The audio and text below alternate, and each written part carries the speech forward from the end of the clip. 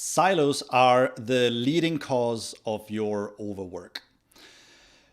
And we don't really notice it all that much anymore. And in this particular episode of Team Genius Live, we're going to cover where silos show up, what the impact is of company silos, and what you can do about it. Of course, this is live, so if you do have any questions, comments, experiences, please put them in the comments.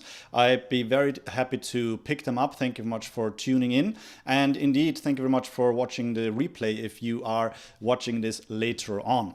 Now, over the last 20 years or so, I got to work in a number of organizations, of course, all the way from small to large. And typically speaking, the larger the organization was, the more silos there were.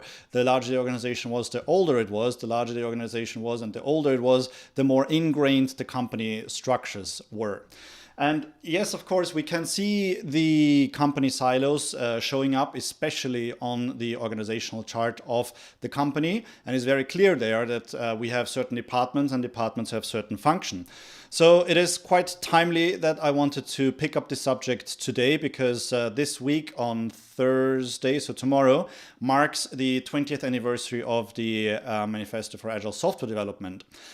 And the whole intention of that congregation of experienced software developers was to overcome two traditional silos, to bring technology and business closer together, as they have done in their own ways, and they have come together and formed a common understanding of how best to approach that.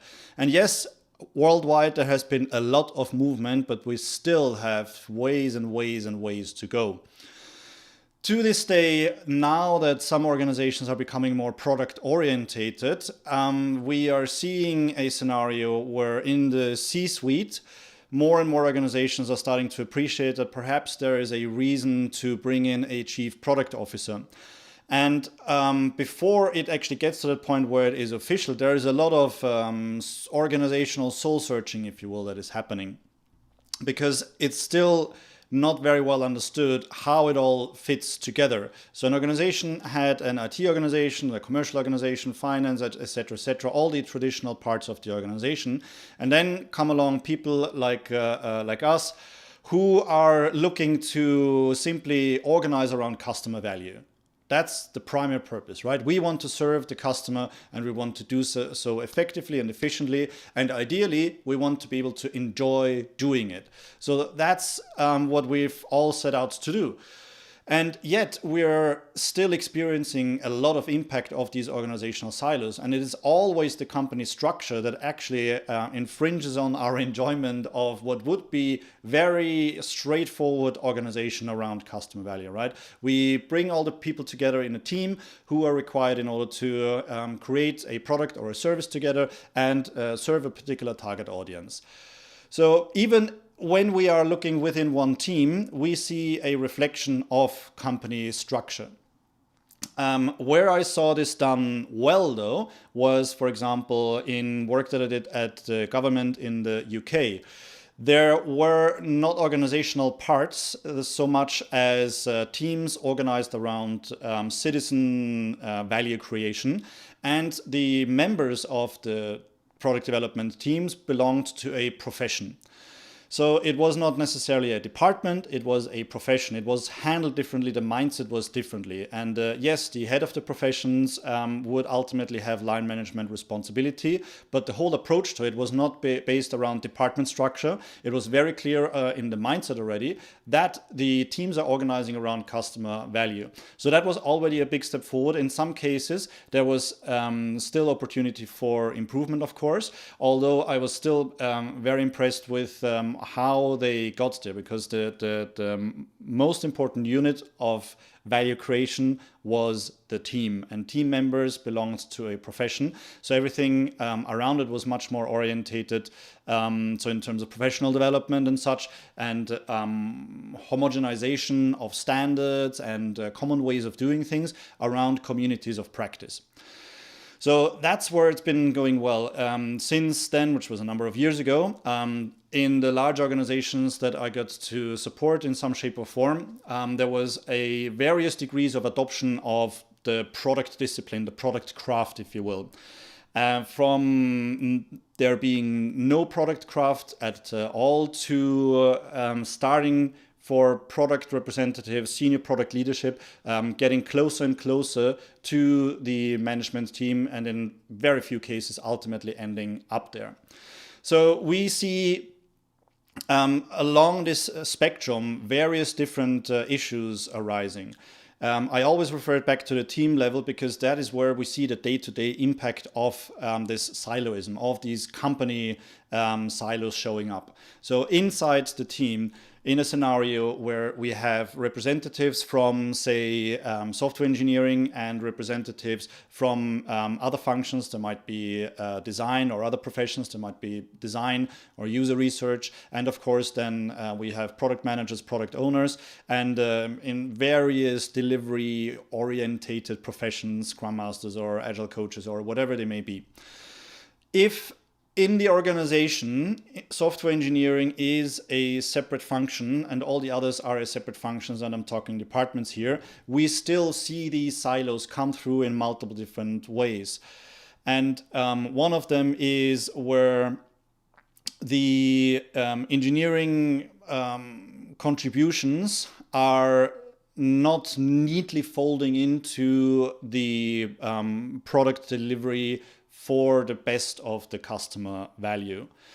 And it requires a lot of concerted effort for the product people and leadership in engineering and delivery and process improvement and people cultivation type professions like agile coaching, for example, to bring that about. So how do we see that? We see technology objectives not properly communicated. We see technology objectives not neatly folded into the customer value and business value in the product backlog prioritization. Some of it may be hidden, some of it is not well communicated.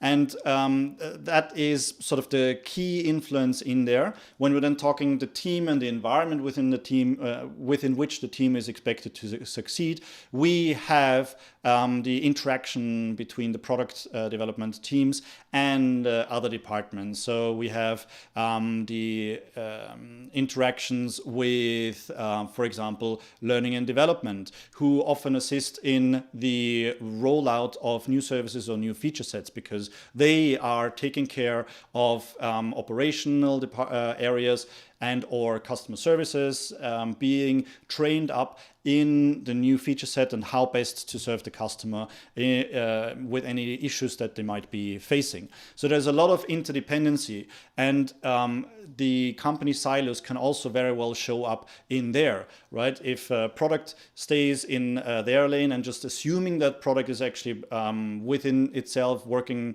well, so you've got the all the crafts that are required within the product teams, and they are all working well, and that is its own department now. But then you still have other departments, such as customer services, learning and development, where we still have company silos. So if everybody is staying in their own lane, then we will still face issues.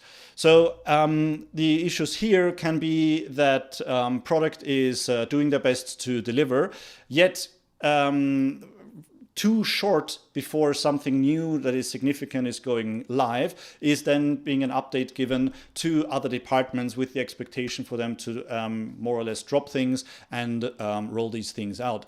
So if any of this sounds familiar with you, then it's not necessarily because we have spoken before, it's because these are common challenges for organizations. So these are all quite big of an issue, and nowadays, we are here in February of 2021. These are challenging times as it is, right? In many countries, the schools are closed, and I'm amongst those who have young kids, and we have to do a lot of arranging around in order to cover childcare, or we need to do homeschooling, and there's a lot going on, and alongside all of that, we want to do the best work that we can, right?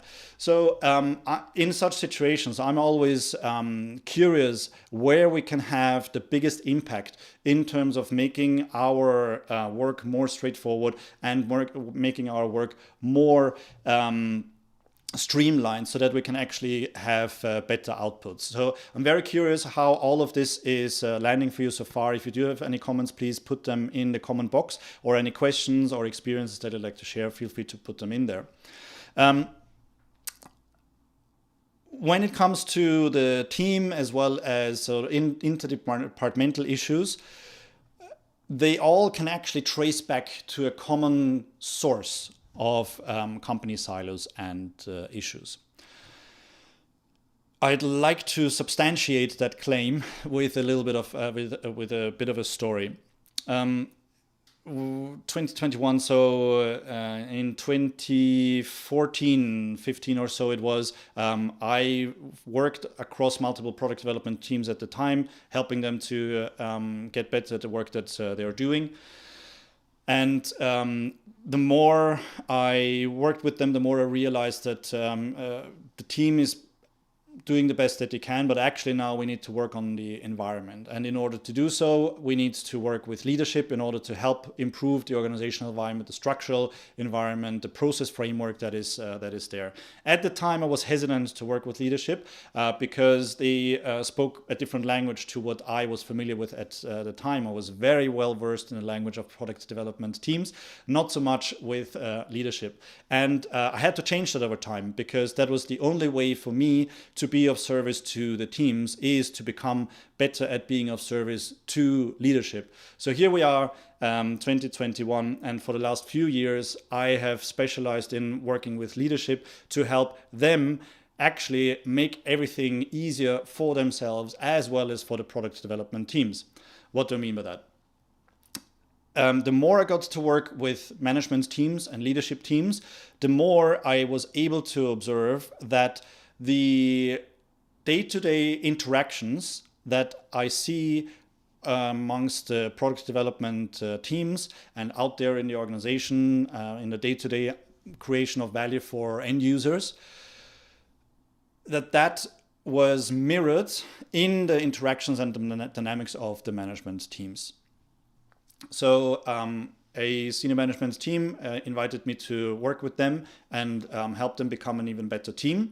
And they wanted for their organization to also increase their proficiency in product development. They wanted to reduce time to market, reduce their risk exposure in terms of lead times of bringing things to market by way of improving product development practices. So in a buzzword, they wanted to raise their organizational agility, enterprise agility, business agility. And one of the first exercises that I always invite them to do is for every member in the management team to write down what they believe the top 3 goals of the company to be. And in most cases, we're talking majority, not all of them, 70%, 80%, the management team members had significantly different answers. In the better cases, they had one thing that most of them had in common. And the other 2 were very specifically goals that actually reflected their own departments. And then I asked them to share what issues they are seeing in the organization out there in terms of collaboration across departments, team collaboration, dynamics, all those people and interactions issues. And they surfaced a number of those. And then I usually ask the question, okay, now how do you collaborate inside the management team? Share a little bit about that.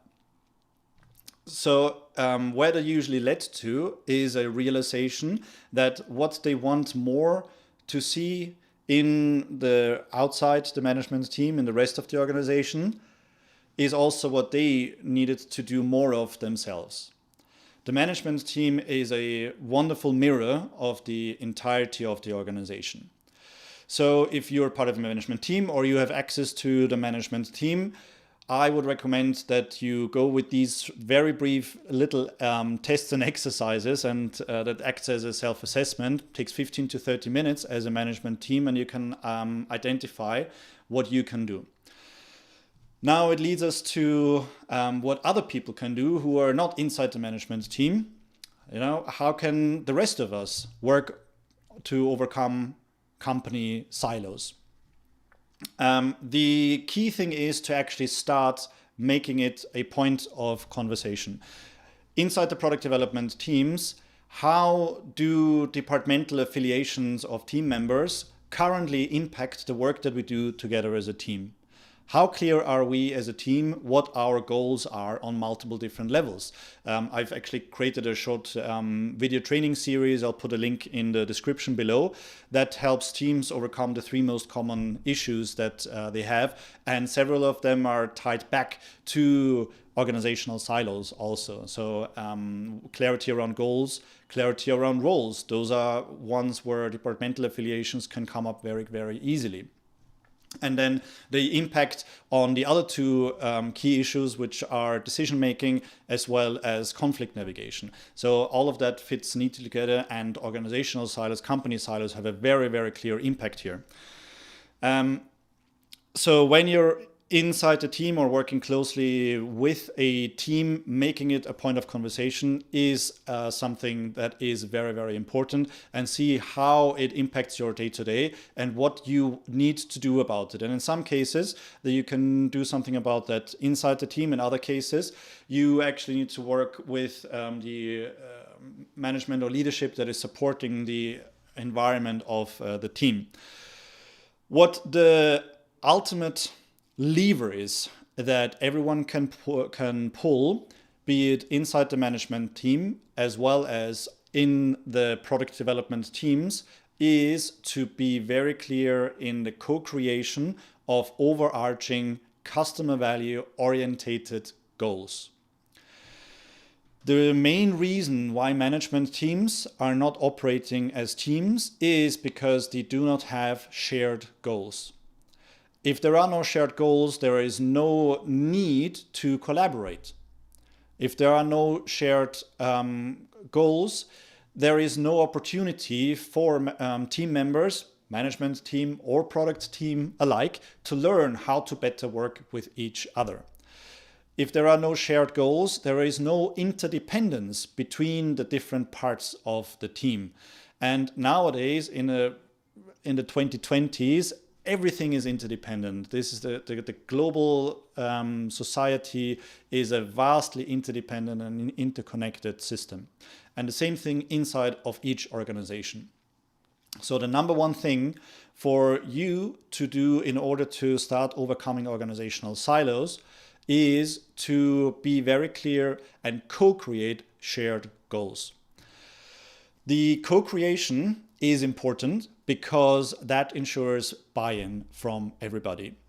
So working together as a team, management team and product team alike, and of course in the product team, the product owner is the ultimate holder of the vision and the roadmap, but the co-creation of how to realize the vision is very much an important point to support the buy-in also of everybody in the product development team.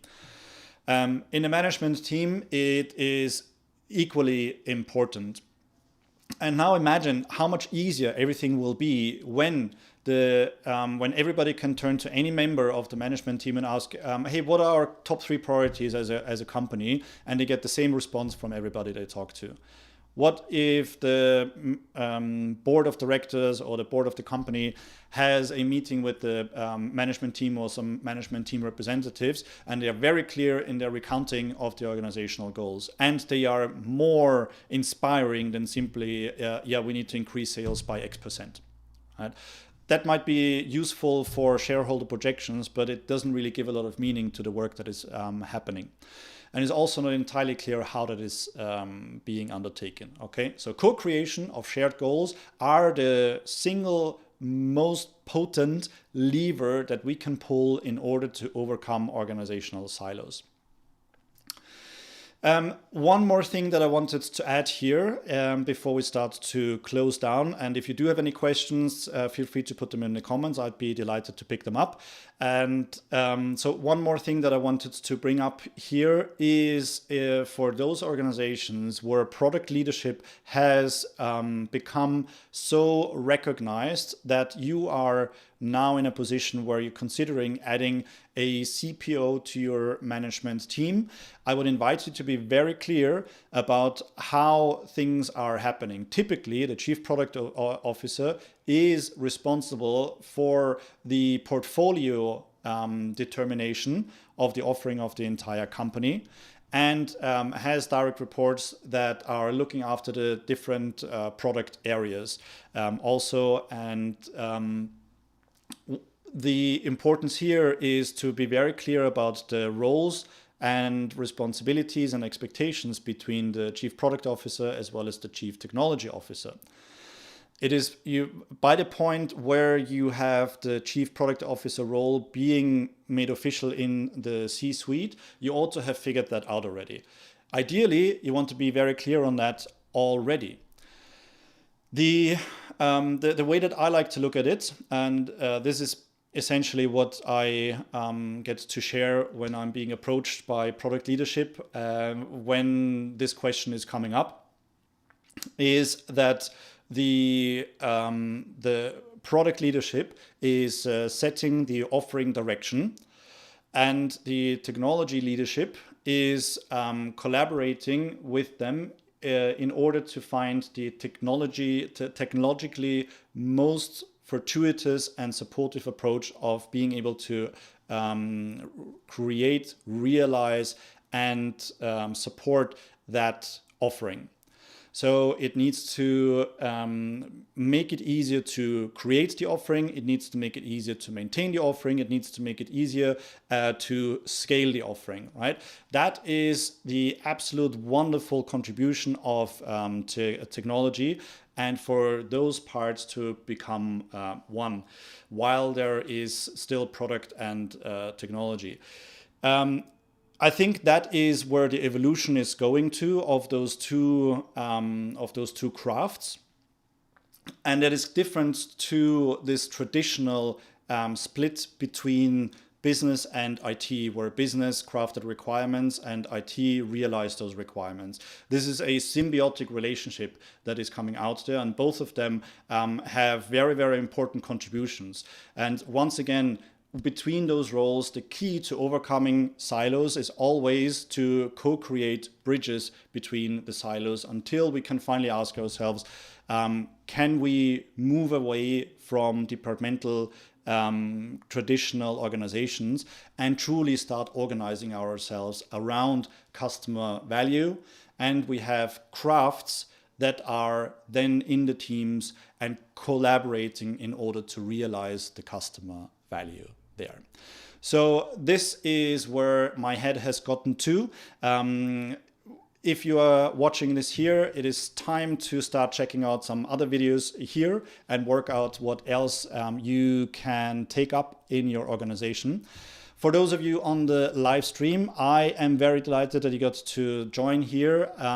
If you have any final questions, make sure that you punch them in now. If not, then I would like to thank you very much for joining. If you have any queries for other issues that you would like to be covered on Team Genius Live in the future, please be sure to leave a comment or connect with me on LinkedIn and let me know. My name is George Fasching. It's been a pleasure to share my experience and my thoughts with you on how to overcome company silos. I wish you all the best for the practice with your team and a wonderful day, and hope you can take some of what we've covered today and get to better outcomes in your organization. Thank you very much for today and all the best. Thank you and goodbye.